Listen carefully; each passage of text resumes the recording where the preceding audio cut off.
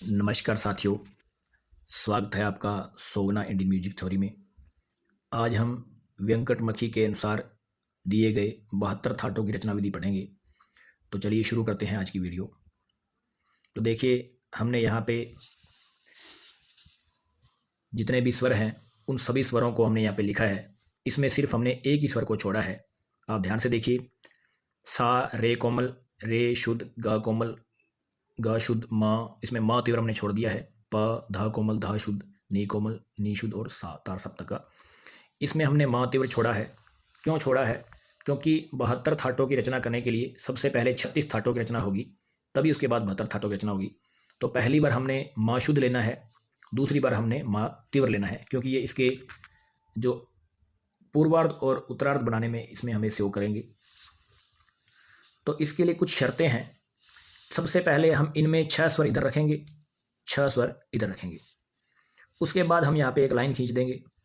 इसमें जो 4 अनिवार्य स्वर हैं वो है सा, म, प और उतार सप्तक का सा। इन चारों को हमें हर बार यहाँ पे लिखना पड़ेगा। और इसके लिए हम सबसे पहले मेल पूर्वार्ध और मेल उत्तरार्ध बनाएंगे। मेल पूर्वार्ध में हम 4 ही स्वर ले सकते हैं और मेल उत्तरार्ध में हम 4 ही स्वर ले सकते हैं। इसकी एक शर्त और है। इसमें क्या है, वेंकटमुखी के अनुसार जो 72 थाट बनते हैं उसमें रे जो है वो दोनों ले सकते हैं, ग दोनों ले सकते हैं, धा दोनों ले सकते हैं, नी दोनों, यानी एक ही स्वर के 2 रूप हम ले सकते हैं। तो हम इसके अब मेल पूर्वार्ध और मेल उत्तरार्ध बनाएंगे। इसके सबसे पहले 6 ही रूप बनेंगे। तो कैसे बनेंगे वो देखिए। तो इसमें देखिए, सा और म अनिवार्य है, तो सा और म इसमें हर बार लिखे हुए हैं, आप इसमें देख पा रहे हैं। इधर प और सा अनिवार्य है। इसके अलावा इसमें सिर्फ 4 स्वर इधर रखेंगे और 4 इधर लिखेंगे। एक के बाद एक रूप इसमें आ सकता है। और भातखंडे ने जो 10 थाट बताए हैं उसमें एक स्वर के बाद दूसरा स्वर जो नहीं आएगा, दूसरा रूप है, क्योंकि उन्होंने हमें सिर्फ 10 थाट ही बताए हैं जो हमारे लिए संगीत के लिए मेन है। तो चलिए हम शुरू करते हैं। हमने पहले सा लिया, इसके पहले दोनों रूप ले लिए, और अब इसको नहीं ले सकते क्योंकि हमें से यहाँ पे 4 ही स्वर लेने हैं, तो इन दोनों को नहीं ले सकते और माँ ले लिया। इसके बाद पा जरूरी है, इन दोनों को ले लिया। अब इन दोनों को नहीं ले सकते क्योंकि 4 ही लेने जरूरी है, तो सा इसमें अनिवार्य है, सा ले लिया। ये कट का निशान क्यों लगाया मैं बाद में बताऊंगा। इसके बाद हमने यहाँ पे रे कोमल लिया, फिर इस रे को छोड़ दिया, ग ले लिया, फिर माँ ले लिया, माँ जरूरी है, पा जरूरी है, धा पहली बार यहाँ पे था ले ही लिया, इसको छोड़ दिया, इसको नहीं ले लिया, अब इसको ले नहीं सकते तो डायरेक्ट इसको ले सकते हैं। उसके बाद सा लिया, फिर से हमने रे कोमल फिर ले लिया, रे शुद्ध छोड़ दिया, ग कोमल छोड़ दिया, ग ले लिया ये वाला, और माँ जरूरी है, फिर प और फिर धा कोमल, और फिर इस नी को छोड़ दिया, नी ले लिया, सा ता सप्तक का। उसके बाद 4 नंबर में हमने सा के बाद ये रे अब हमने 3 बार ले लिया, तो इस रे को ले लिया हमने, फिर गा कोमल और फिर माँ को ले लिया, फिर पा और धा हमने 3 बार कोमल ले लिया, तो धा शुद्ध ले लिया, इस अगली बार नी कोमल और फिर तार सप्तक का सा। उसके बाद हमने क्या किया, अब देखो ये चारों स्वर के हमने शुद्ध ले लिए।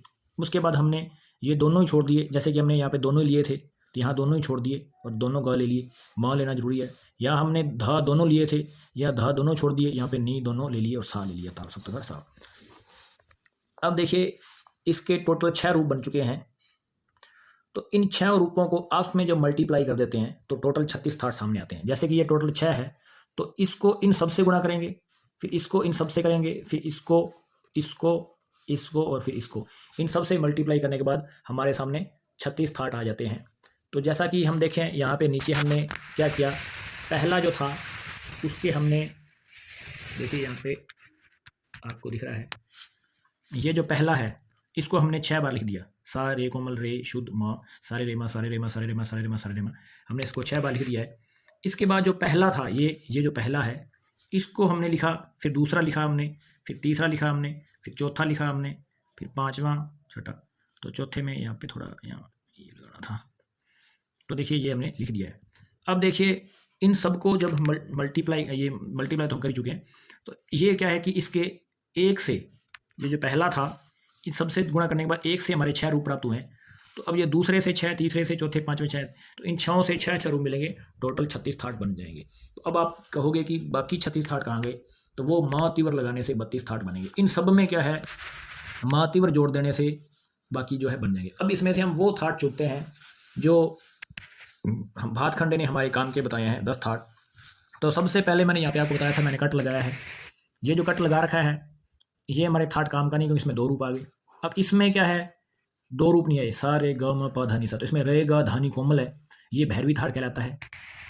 और इसके बाद इसमें भी 2 रूप नहीं आए हुए, तो रे कोमल धा कोमल ये भैरव थाट है। इसमें ग और नी काफ़ी थाट होती है, काफ़ी थाट। इसके बाद सारे स्वर शुद्ध हैं, तो ये बिलावल थाट। तो ये 4 तो ये हो गए। अब आप कहोगे बाकी 6 कहाँ गए, तो इनमें से ही 2 और मिल जाएंगे, तो टोटल 6 हो जाएंगे। कौन कौन से? एक होता है खमाज थाट जिसमें नी कोमल होता है और बाकी सारे स्वर शुद्ध होते हैं, तो ये सारे स्वर शुद्ध हैं, तो ये नी कोमल चाहिए। तो नी कोमल आप देख लीजिए कहाँ पे है, ये रहा नी कोमल।